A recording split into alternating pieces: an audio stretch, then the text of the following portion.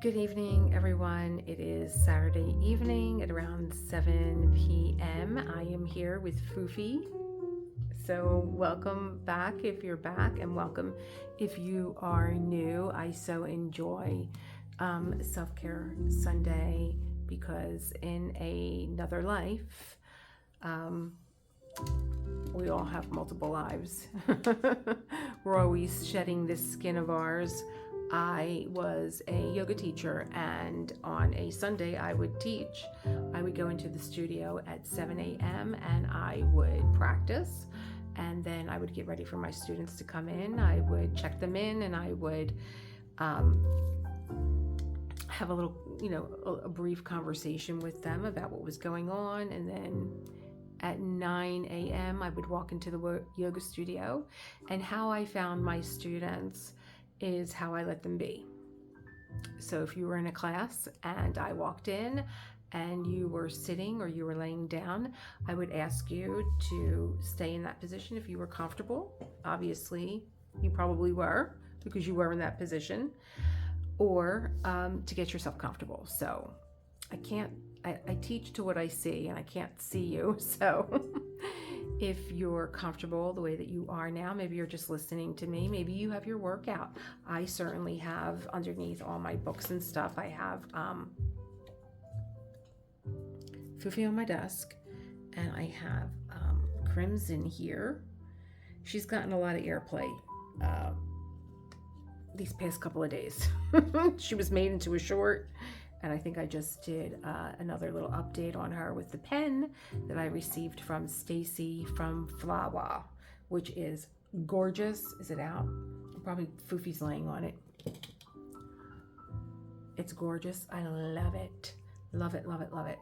So be comfortable. If that means getting a blanket, if that means wrapping something around your shoulders, or maybe putting something underneath your seat or behind your back, but be comfortable, whatever it is that you're doing, because you should enjoy what it is that you're doing in comfort. I thought a lot about Self-Care Sunday. So I not only teach to what I see, but I teach from where I am. And where I was this week, this was a hectic week, and I think December is a hectic time for most of us with Hanukkah and Christmas and social events and calendars and family and friends and shopping, and it just goes on and on and on, baking and children and appointments with Santa Claus. So it was a hectic week. And it stopped for a day because we had a wake. And I'm always interested about what comes up in my writing. So when something like an unexpected death comes about, and or even an expected death, there comes a whole other planning that goes on, and time does stop because your normal schedule stops. And it got me thinking about the times that time has stopped for me, and I had quite a few where I just felt as though I was either suspended in time, where everything else was going on around me, or I had actually two recollections. One came from my yoga training, where we had a very long meditation practice. It was over 5 hours. It may have been 6. It was an open-eyed meditation. It was a closed-eyed meditation. It was a walking meditation. So in the end, we had to write about our experience with anything that we experienced. If you liked it, if you loved it, if you whatever your experience was. And my experience is that meditation has always been very easy for me. I close my eyes, I can shut out the world, but that came with my own training of again, being obsessed with time, like all these dots were being connected in my writing. Is like, well, where did that come from, where I can just like shut out the world and do what I have to do because I have to.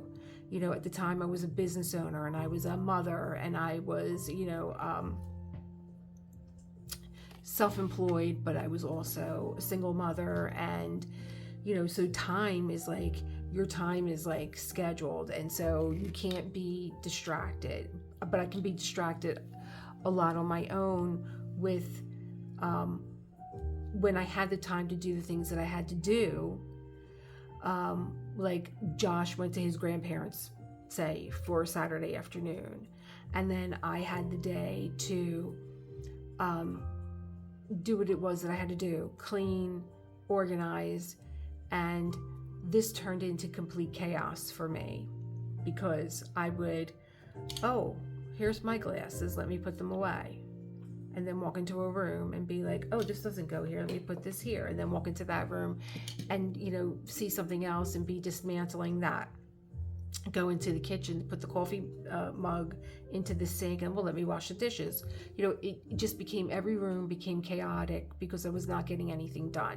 So I had to train myself to stay in one room, and I had to train myself that when I began something, that I have everything in front of me that I need, so that I don't get distracted and I don't waste time. And that's another area that my writing kind of dropped into this week, was, what is this preoccupation with time? I've had it since I was a child. And how do I use time? How do I waste time? Because it's so valuable to me. And this all came out of just everything stopping because we had a wake to go to. And everything that I had in my calendar had to be rearranged. And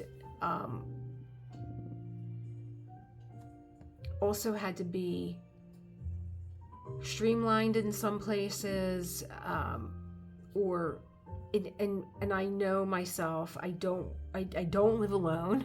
I have a husband, so I don't want to become agitated with him. But I don't think that he has fully grasped yet that my time is my currency, and that I don't want to say that every minute is scheduled, but every minute is just so every minute to me is like an hour. It's just so precious. And so it made me drop into my writing and where this comes from. And during the meditation that we were doing for our training, I had two memories kind of come at me during the open-eyed meditation, which is totally different than closing your eyes. Of course, that sounds stupid. But when you close your eyes, I can drop into meditation quicker than I can with my eyes open. And that's what the meditation is. It's not being distracted by anything going on around you.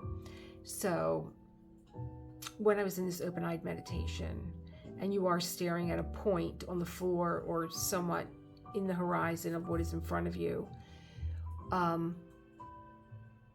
had this memory from when I was a child of this painting that was on my mother's wall. And it was a reproduction from Da Vinci's Blue Period, where my mother told me it was the Holy Family. Now, I don't know. I really should have looked this up. I really haven't really done a lot of, I don't have a lot of knowledge about Da Vinci's Blue Period. I know that it existed, but I don't know much about it. And it was certainly a mother and a father and a child, whether it was Mary, Joseph, and the baby Jesus, but they were looking at a pool of water. And you really only saw their backs. And so this is coming to me in this meditation, and it's not one of those cloud thoughts that kind of come in and waft by you. It's something that is lingering in front of me. And I'm staying with it, and I'm breathing through it, and I could see the whole painting in my head. the frame and the matting and the portrait. And I was young, I must have been about 5. And I get this experience that they're staring at the pool of water because I'm trapped underneath of it. Now, as being suspended, like I knew I was under the water, I knew I was alive, but I knew that I was just suspended in like almost as if the water above me was glass. So we had to write about these things. After this course, we had to write about what your experience was and did anything come to you. And of course, I'm writing about this, blah, blah, blah, blah, blah, and I don't know what this means. And I feel like I was suspended in time. And also a third image came to me that was me being suspended between 2 skyscrapers. I knew that I was in New York, and I was kind of just suspended there, and everything was going on. Like, New York is the hustle and bustle of the world, and I was just suspended, and I believe that there were clocks in the buildings, and I was just stopped. I was alive, but nothing was going on. And so as I'm writing about this essay, and I'm writing about these experiences that I had in my meditation. And again, it's not about the meditation. It's not about the experience, these things that came to me. It's about the writing. It's about being connected. Julia Cameron says that the heart and the hand are connected, and I believe that. And I started to have, you could almost see like where I heaved here. That's the one good, that's been the one plus about videotaping and doing these sessions, whatever they are on YouTube, is that you get to see yourself and you get to experience something that you wouldn't experience if you're just talking to someone else. But I'm actually talking to you, but I'm talking to myself. And I saw how my chest kind of heaved up, because while I was writing, it was almost as if I was going into another trance, and I was having the experience of having a seizure. So when I was younger, I had epilepsy. And I lived on a very crowded street, a small street with tons of children. And I was always behind the window.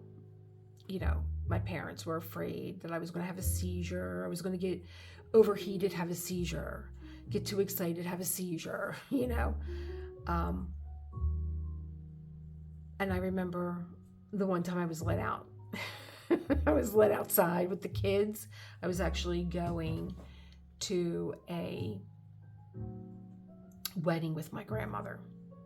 Now my parents didn't want me to go because it was a church and it was going to be crowded, and those instances would bring on a seizure with epilepsy, being overheated, and it was summer, and it was a church, and we were sitting all the way up front, and of course it was packed. And I had a seizure. I don't remember that one. But I remember the one where I was finally allowed outside to play with the other kids. And, oh God, there were so many kids on my street. So many. And I just remember falling down. Like I just remember everything would get really small, almost like a pinhole, and like the world would just disappear. And then boom, my eyes would be open. I would be on the ground. I would be on my back. I could feel my body shaking and trembling. I could hear people screaming. I could hear what people were saying. I could feel somebody trying to put their hands in my throat or something in my mouth, because you would like swallow your tongue. I don't even know if that's for real or not. I don't know how you swallow your tongue, but I don't know. And as I was writing this essay about my experiences and these things that were coming to me, about being suspended in time, being trapped underwater, being able to see through the water like glass, I was like, oh my God, this is my experience with epilepsy.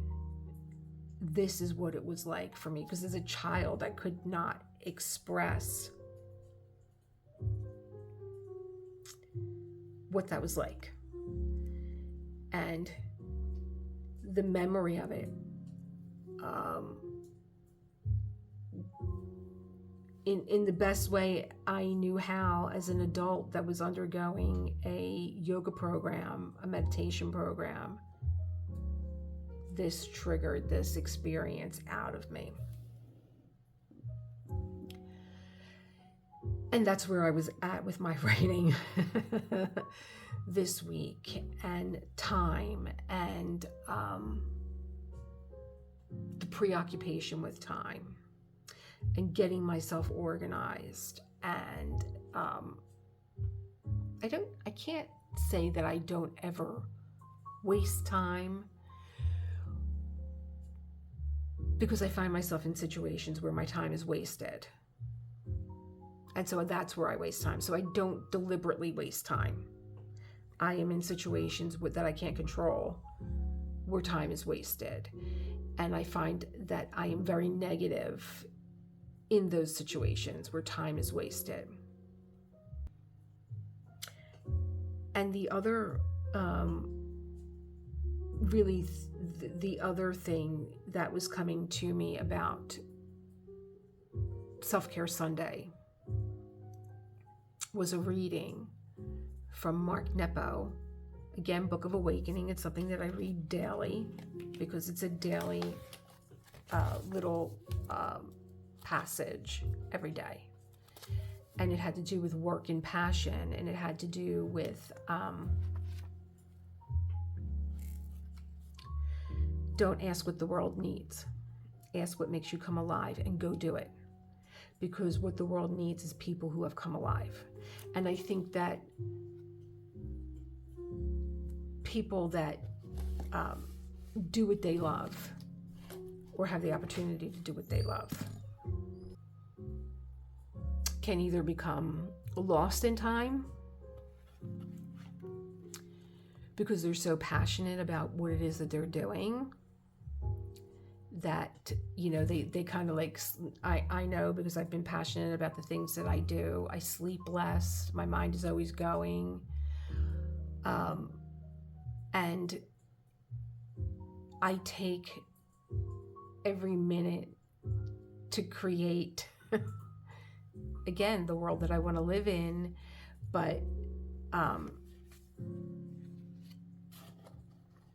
to find the things that make me come alive. I think that's what I'm trying to say. So that quote was by Howard Thurman. That was not by Mark Nepo, but Mark Nepo was inspired by that quote to write about when he was in college, and how he was herded into teaching because there was a need in the job force for teachers. By the time that he graduated, there wasn't a need for teachers any longer.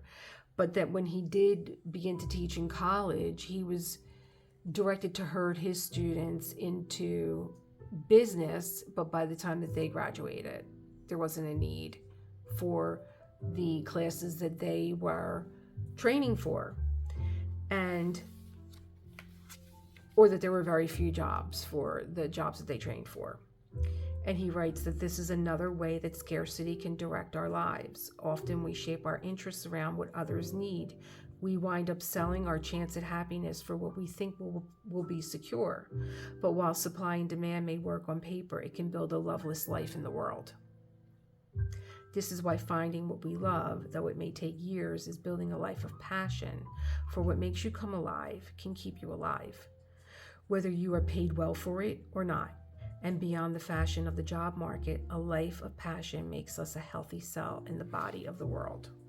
And that just stayed with me all week. And so again, you know, it made me, in one beginning of my week is now shattered by having to go to a wake that's going to happen at the end of the week. And then there are all these things that are going on. And then, I like to believe that the things that I schedule are the things that make me come alive.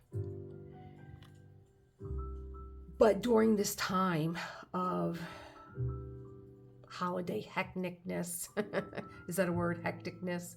Of being hectic during holidays and listening to my friends about, oh my God, I just don't have the time. I don't have the time. And I tried this out on a few of my friends. I'm like, well, what are you doing? And they're like, oh, I have to do this and I have to do that. Is that making you come alive? What? Do you feel alive when you're doing this stuff? And the other example that I used was, the genius that was Marie Kondo. If you don't know her, I think she was on TLC, and she was simplifying her life by asking if the things that she had sparked joy.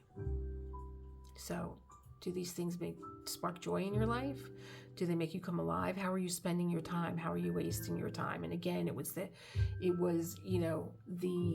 last week's talk about Elizabeth Gilbert asking 100,000 people on Facebook, what do you think is the biggest obstacle to you not meeting your goal if you want to be a writer? And the biggest obstacle was, I don't have the time. And the interviewer didn't even blink. I found it hysterical. I think I fell out of my chair. You have 100,000 people on Facebook telling you that they don't have the time to write. And I've been there. Where, I had the same excuses until I got tired of, again, probably with the foundation of being obsessed with time, having this breakthrough during my training, which was of being suspended in some way from life. You are cut off from life when you are having a seizure, in my experience. I'm just, going through these memories of still on this journey regarding time and how precious it is and how easy it is to, I don't know, it's so easy to do a lot of things when it comes to time. But the one thing that I won't allow in my life is to use the precious time that I have to do things that I just don't want to do and I just don't agree with or feel obligated to. And I wish I could just, and maybe you've already had this experience where, if I just wasn't in this time and place, I could be here, I could be home, I could be doing this, I could be doing that. But no, I'm here and I'm in this predicament now. Maybe something goes wrong, because I've had those situations too where I didn't even want to be here. I didn't even want to come here. And now I'm in the middle of this mess. Oh God, every obstacle is a lesson. And the lesson I think is more than you didn't want to be there if you look hard enough. But I also found it very interesting that when I ordered my pen, I received this postcard from the owner, from Stacy, from Robert Duaneau. This is a photograph. He was a photographer in Paris, and he would this was actually staged. He would take these black and white photos of Parisian life, of lovers, very romantic. And I always loved this picture, and I must have seen it a million times. And when I really love something, I tend to dwell on it and like really, and even when I did the unpackaging of her pen, I lingered. When I saw this postcard, I was like, oh, this is one of my favorite photographs, Robert Duaneau, of Paris. And I began to study it again, and I could see the little cafe table and chairs, and someone's putting their coat on, and the cars going by, and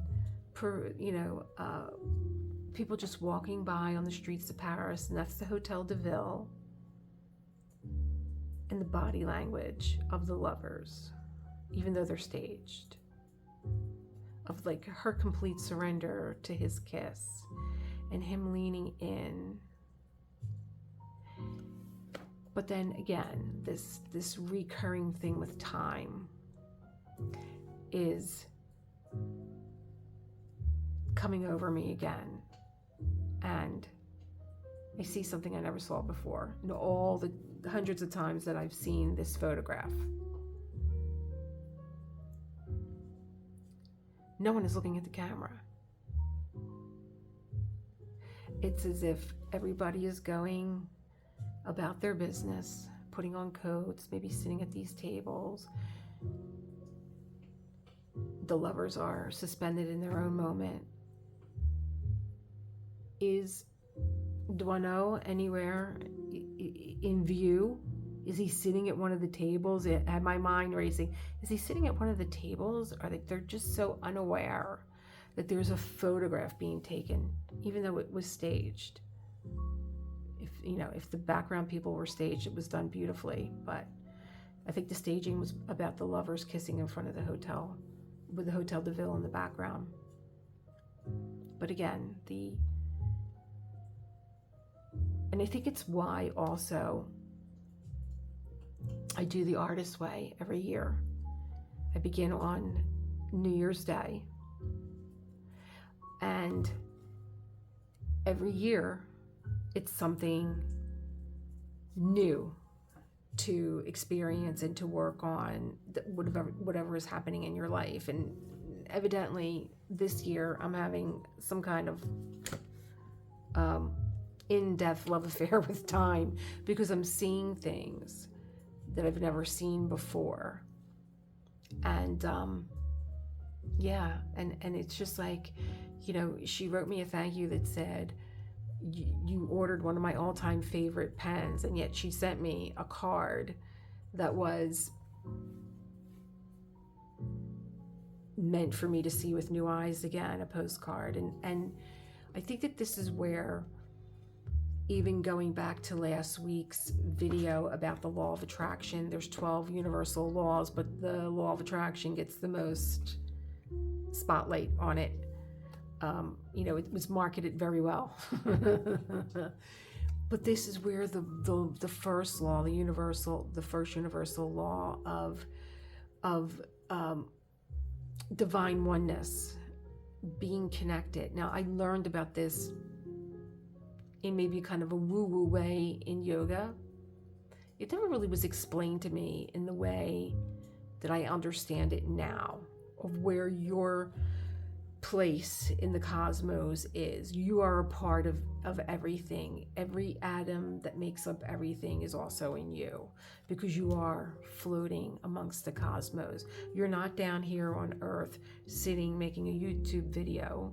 You're floating on a planet that is circling the sun, with the moon, not too far away. So the moon is not up there. The moon is just down the road. You are in the same space as the rest of the planets. And every bit of you is interconnected with something else. And so it begins to change, and everything you do and everything that happens. Like, you hear people talk about Mercury retrograde, say, and the different phases of the moon and how they're affected by it. Well, of course you are. And everything that you do causes a ripple effect out into the cosmos and affects everything else. It's kind of like the butterfly wing, right? So I understand it more now than I ever did. And I just, like, when something like this happens, the synchronicity of it, and she probably maybe just pulled, I don't know why she pulled this card out. I don't know why she pulled out this card to send it to me with this pen, but she did, and it had such deep meaning for me. So I just wanted to share that with you guys, along with the reading about being passionate about what you do, not just in work. Nepo was talking just about work. I believe that that should have just been labeled passion. Do what lights up your life. Now we all know diamond painting lights up our life, and the meditative quality of it is giving us a benefit too. And all the other little things that you feel that you are obligated or responsible to do. And I would say, if it doesn't light up your life, we need people in this world whose lives are lit, big time, light workers that are, it reminds me of the movie Sliding Doors. If you haven't seen that with Gwyneth Paltrow, does she make this decision out of obligation and responsibility? Or is she moving in the direction of where her passion is? And you see this story, like parallel lines of the two Gwyneths, the one that is just existing and the one that is living. It's such a powerful movie. Sliding Doors with Gwyneth Paltrow. So while before I was, getting ready for Self-Care Sunday, I was looking at my iPad, and I had found all my yoga classes that I actually would prepare for by, doing my practice, writing down what posture I was practicing, and anything that would come up during the posture, how it felt in my body, what modifications I could give to someone who maybe had a back problem, trying that posture out. And so I would write out all my classes. I'm constantly writing. And I found this writing, and I'm gonna wait until I tell you who wrote it. And if you know who wrote it, I know you love it as much as I do. As I began to love myself, I found that anguish and emotional suffering are only warning signs that I was living against my own truth. Today, I know this as authenticity. As I began to love myself, I understood how much it can offend someone if I try to force my desires on this person, even though I know the time was not right and the person was not ready for it, and even though this person was me. Today, I call that respect. As I began to love myself, I stopped craving for a different life, and I could see that everything that surrounded me was inviting me to grow. Today, I call it maturity. As I began to love myself, I understood that any circumstance, I am in the right place at the right time, and everything happens at the exact right moment so I could be calm. Today, I know that as self-confidence. As I began to love myself, I quit stealing my own time, and I stopped designing huge projects for the future. Today, I only do what brings me joy and happiness. Things I love to do and that make my heart cheer. And I do them in my own way and in my own rhythm. Today, I call that simplicity. As I began to love myself, I freed myself of anything that is no good for my health. Food, people, things, situations, and everything that drew me down and away from myself. At first, I called this attitude a healthy egoism. Today, I know it is love of oneself. As I began to love myself, I quit trying to always be right. And ever since I was wrong less of the time, today I discovered that this is modesty. As I began to love myself, I refused to go on living in the past and worrying about the future. Now I only live for the moment where everything is happening. Today I live each day, day by day, and I call it fulfillment. As I began to love myself, I recognized that my mind can disturb me and it can make me sick. But as I connected it to my heart, my mind became a valuable ally. Today I call this connection wisdom of the heart. We no longer need to fear arguments, confrontations, or any kind of problem with ourselves or others. Even stars collide. And out of their crashing, new worlds are born. Today, I know that is life. And when I found this, and when I knew what I was going to talk to you all about today, it was everything that I had talked about. It was talking about time, and it was talking about respecting myself and respecting my time. And it talked about the very definition of self-care, which is freeing yourself from anything that is not good for you. Food, health, people, things, situation. That's the definition of self-care. And in what arena can you shine a light on, but also be kind to yourself, because you are human and you are going to stay up late and you are going to eat fast food and you are going to gossip. So forgive yourself and move on. All these definitions of what wisdom of the heart is that comes through with my writing, and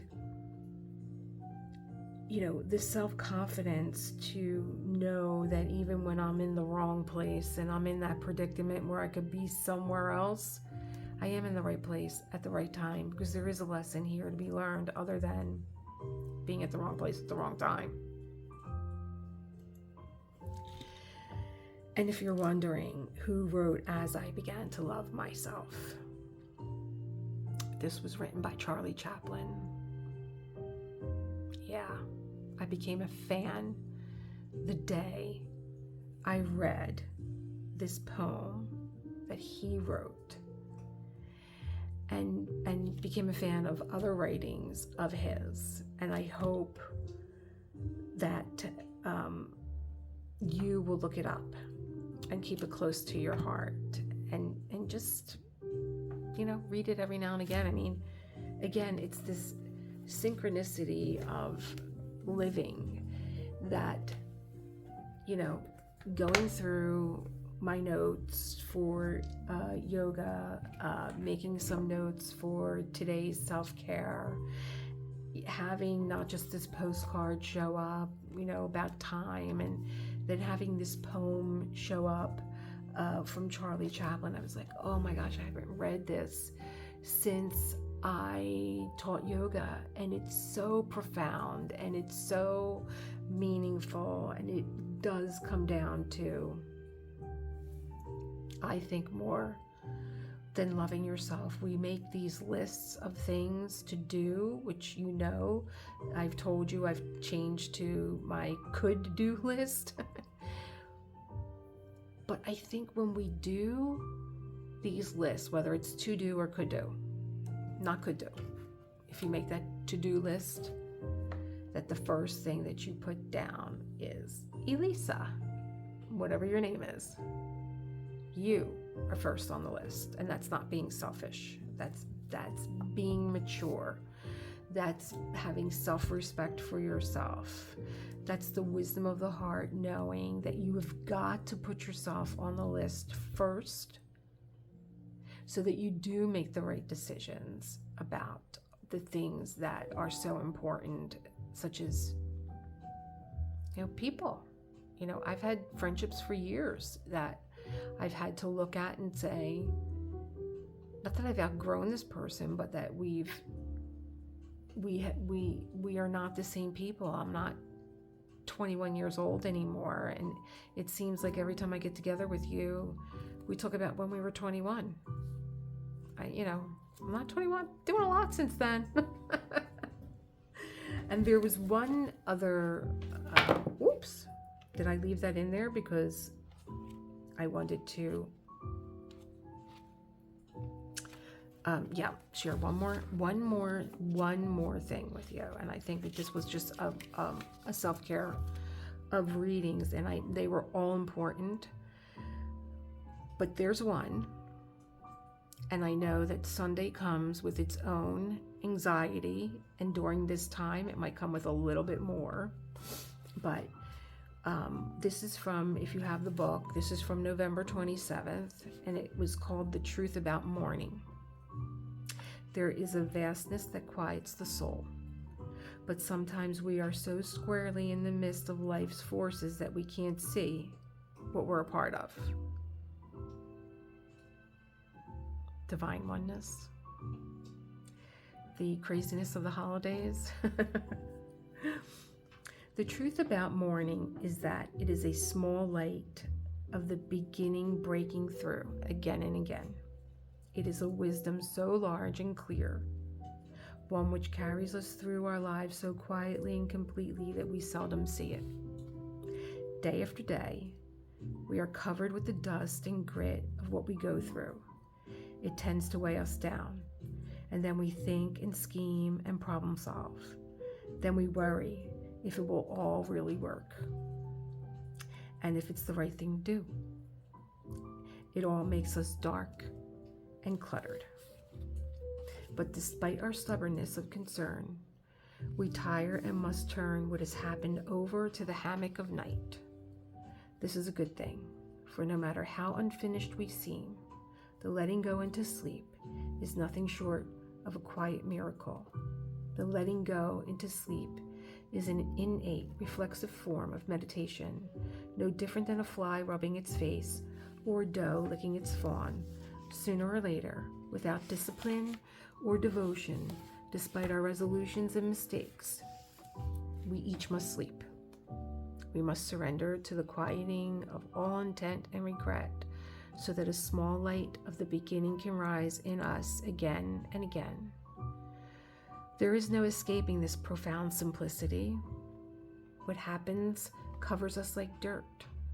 It covers our hearts and our minds till at the shore we call exhaustion, we slip into the waters of sleep in a daily sort of baptism so we can begin again.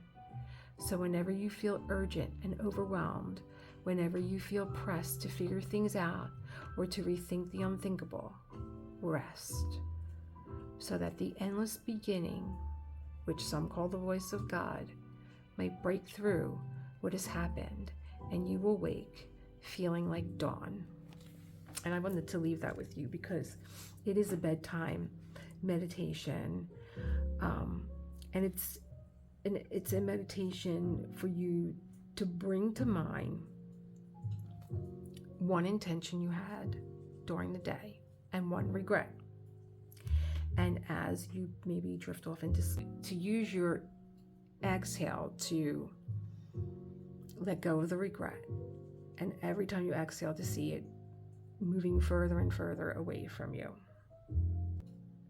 As you inhale, to bring you closer and closer to letting go into sleep. So I just think that is such a great bedtime meditation. If you have the book, it's November the 27th. And I think that when you go to sleep with that thought and you wake up and you see the sun breaking through, or just even waking up to a brand new day, you now have an awareness of the intention that you want to make for the day being more alive in you during the day, and keeping the regrets. You kind of like, you have that moment where you are responsive instead of reactive, and so the regrets tend to fall away. But if they do come up, I believe that they are fewer and fewer as you do this reading and as you go to bed with this. It's almost like an act of forgiveness too, as you're breathing in and out, as you're letting go of the regret through the exhale, and you're letting go into sleep with the inhale. So I also received this heart from Stacy, and I've been holding on to it while I've been talking to you guys. So what is coming up? So I am getting ready to pack for my 2-year wedding anniversary in Cape May. If you're in the area, hit me up. We'll go for a stroll. We'll have a little chat. Maybe we'll have some hot chocolate, or maybe we'll go to the Brown Room in Congress Hall and have a cocktail. What else is going on? I don't think anything. I think I'm pretty much done with Christmas. And again, I just let go of taking up all the decorations. I'm like, it's just too much work. I'm just going to, I brought up my mother-in-law's tree and her beautiful crystal hurricane lamps, and I put 2 candles in it, and that's in the front window. Santa's over there. There he is. Roses from my husband. Oh guys, let me just tell you this. He did the most adorable thing for my anniversary. So I was the rose, I was with him when he bought the roses. He always buys me flowers. He that's something that he never stopped doing, was buying me flowers. But I was in the kitchen, and while I was in the kitchen, he's I'm gonna make you laugh. He snuck these on my desk. I'm walking around with this thing. All right, let's go back to my desk, because I can't do this. He snuck these on my desk.